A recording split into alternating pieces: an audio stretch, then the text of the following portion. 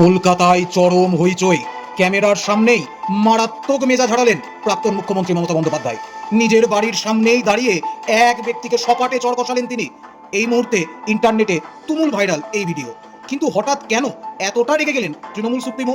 কি ঘটেছিল ঠিক ওই মুহূর্তে? আসুন দেখে নেওয়া যাক।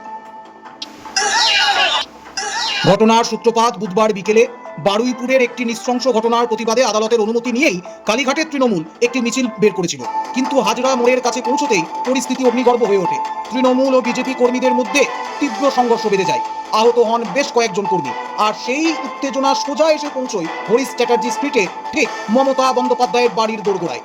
আহত কর্মীদের দেখে ক্ষোভে পেটে পড়েন মমতা বন্দ্যোপাধ্যায়।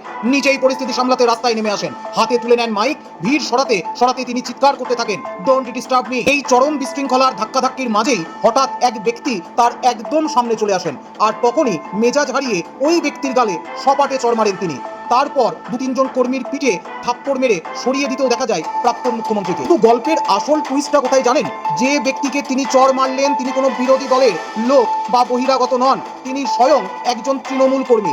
নেত্রীর রাস্তা পরিষ্কার করতে গিয়েই তিনি খেলেন চরম থাপ্পড়। এই ঘটনা সামনে আসতেই আসরে নেমে পড়েছে বিজেপি। সুকান্ত মজুমদার তীব্র কটাক্ষ করে বলেছেন, নির্বাচনে হেরে গিয়ে প্রাক্তন মুখ্যমন্ত্রীর মানসিক ভারসাম্য হারিয়ে গেছে। ভিড় সামলাতে গিয়ে কি এমন আচরণ করা ঠিক, নাকি নেত্রী হিসাবে তিনি সীমা লঙ্ঘন করলেন? আপনার কি মনে হয়? এক্ষুনি কমেন্ট করে জানান। ভিডিওটি লাইক করুন আর দেখতে থাকুন সংবাদ বাংলা 247, সব খবর সবার আগে।